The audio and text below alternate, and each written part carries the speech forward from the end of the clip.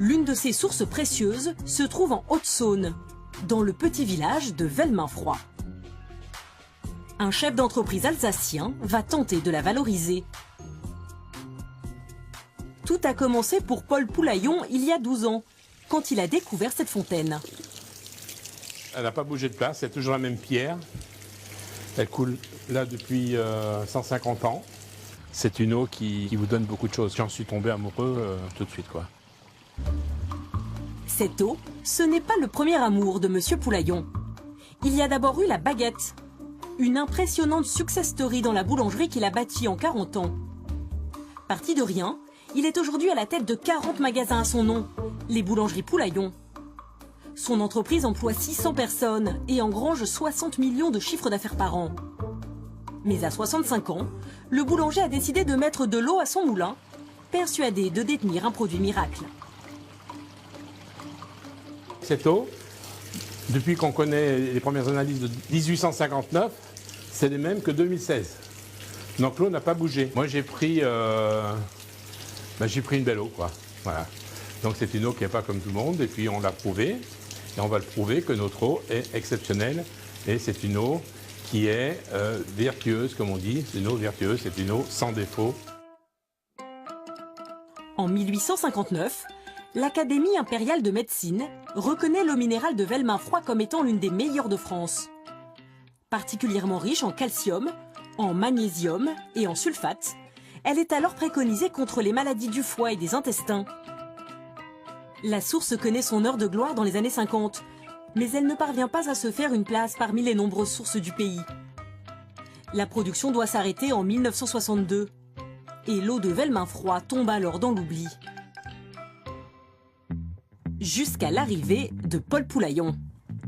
Contrairement à d'autres sources d'eau minérale qui sont publiques, celle de Velminfroy est privée. L'entrepreneur l'achète aux enchères pour 66 000 €. Déterminé à la vendre comme une eau de luxe, il investit 1,6 million d'euros pour restaurer les vieux bâtiments. Il achète aussi 300 000 € les terrains alentours pour éviter toute activité agricole ou industrielle. Son objectif ? Conserver les propriétés de l'eau. Des propriétés qu'il surveille constamment. Avec son directeur technique, ils effectuent des analyses quotidiennes dans ce local, là où l'eau de la source est pompée. Alors, Jean-François, on va faire un prélèvement sur le premier forage. Cet échantillon qu'on a prélevé va partir au laboratoire de Vesoul pour analyse. aucun pesticide, aucun médicament. Voilà, on est dans un lieu, vous voyez, on entend les oiseaux ici. C'est tout ce qu'on entend. Contrairement à l'eau d'iceberg, cette eau a un taux record de minéraux. Cela correspond aux besoins et aux goûts de certains consommateurs. C'est une des eaux les plus minéralisées de France. Alors, c'est bon ou pas bon? Alors, certaines personnes vont dire elle est trop chargée en minéraux. Mais ça dépend ce qu'on recherche dans une eau. C'est-à-dire que chaque eau a sa spécialité en fin de compte.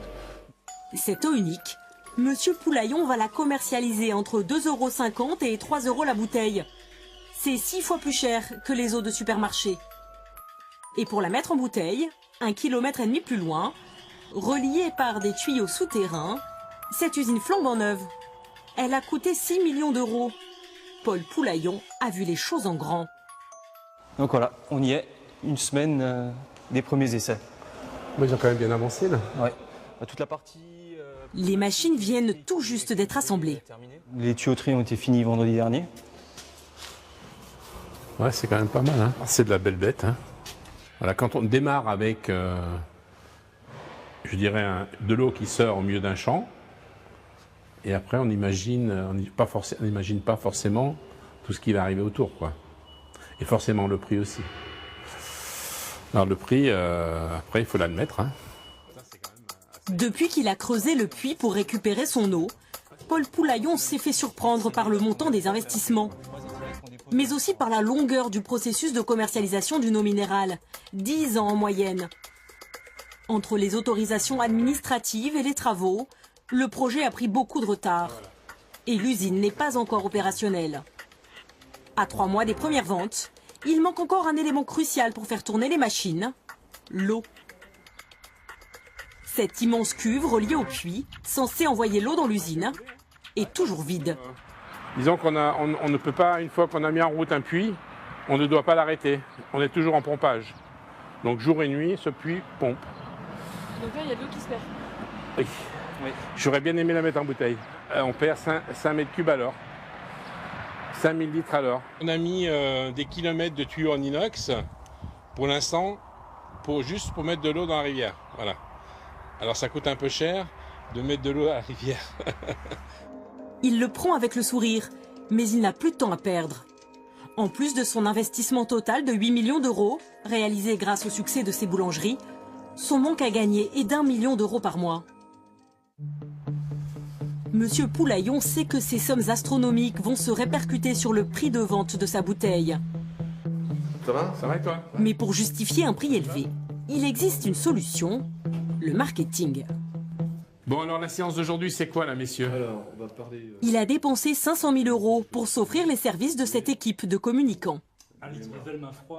Comment émerger par rapport à des mastodontes qui occupent le marché avec une nouvelle proposition où on a finalement un marché de niche. En premier lieu, on présente, ils voient que c'est de l'eau, mais il faut juste qu'ils sachent que ce n'est pas une eau.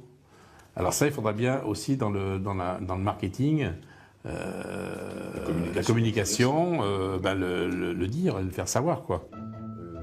Alors d'un point de vue marketing, on ne vend pas de l'eau, mais de l'authenticité, de la nature, du bien-être, du précieux. Et l'élément clé pour se démarquer des autres, c'est la bouteille. L'agence a proposé pas moins de 200 designs différents avant d'arriver à celui-ci. Un décor pour cette bouteille qui est presque un flacon.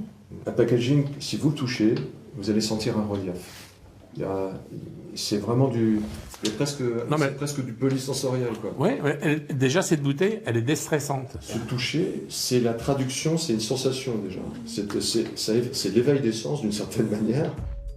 Le prix de ce flacon vide, 50 centimes d'euros.